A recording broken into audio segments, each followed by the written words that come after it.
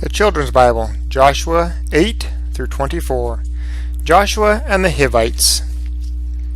And God said to Joshua, Fear not, and be not dismayed. Take all the people of war with you, and go up to the city of Ai. I have given to you the king of Ai, and his people, and his city, and his land. And you shall do to Ai and her king as you did to Jericho and her king. So Joshua did as the Lord had told him. He ambushed the city of Ai and destroyed it utterly. And the possessions and the cattle of the people of Ai were given as booty to the children of Israel. All the cities of Jordan were afraid of Joshua when they heard what had happened to Jericho and Ai, and they gathered themselves together with one accord to fight with Joshua and Israel. The people of Gibeon, who were rich and wily, wanted to make a treaty with him. They sent messengers dressed in tattered clothing, with moldy bread in their packs, and with patches, and leaking wineskins. These messengers came to Joshua in his camp at Gilgal, saying that they had come from a far country. But Joshua said, Who are you, and where do you come from? The men of Gibeon answered, We have come from a very distant country. This bread of ours was taken hot and fresh from the oven when we started out, and now, behold, it is dry and moldy.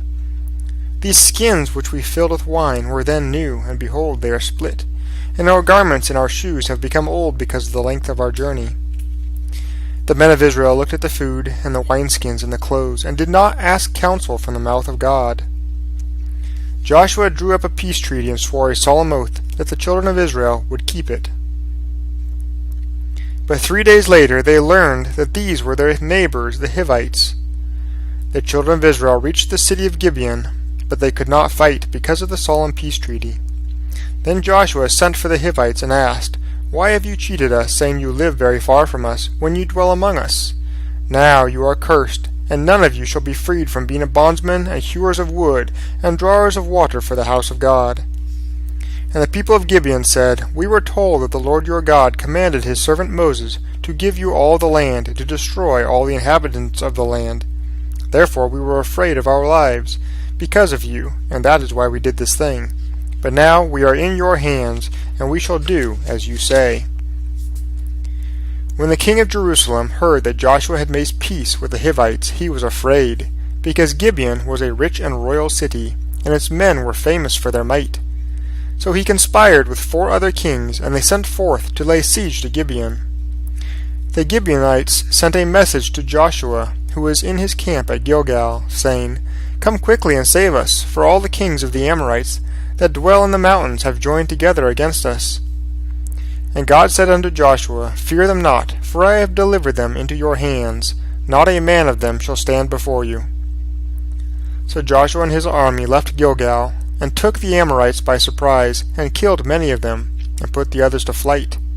And as they fled, the Lord cast hailstones from heaven upon them, and more Amorites died from those hailstones than were killed by the children of Israel. Then Joshua spoke, Sun, stand still above Gibeon, and moon, stay above the valley of Ashkelon.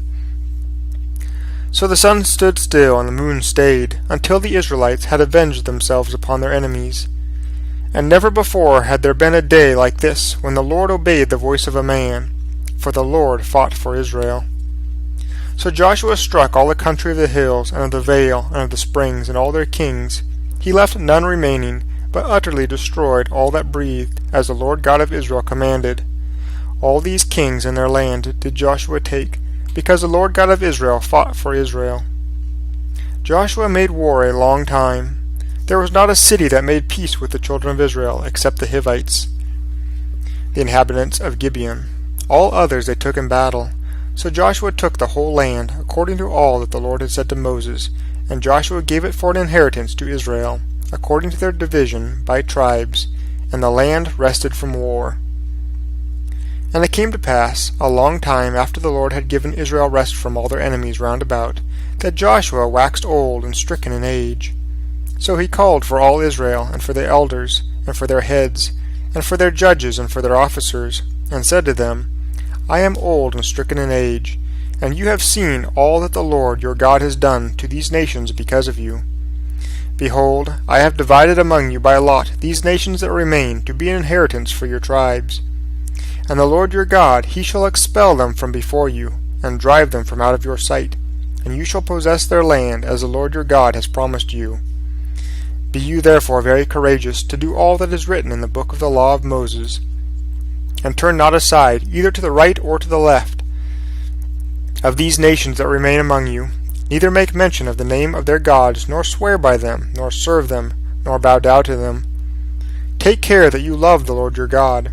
Otherwise, if you do associate with the survivors of these nations, know for a certainty that the Lord will no longer drive out any nations from before you, but they shall be snares and traps to you, and scourges in your side, and thorns in your eyes, until you perish from this good land which the Lord has given you. And behold, this day I am going to die. And you know in your hearts and in your souls that not one thing has failed of all the good things which the Lord your God spoke concerning you. All have come to pass, and not one thing has failed.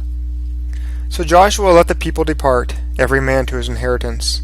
And it came to pass, after these things, that Joshua, the son of Nun, the servant of the Lord, died, being 110 years old.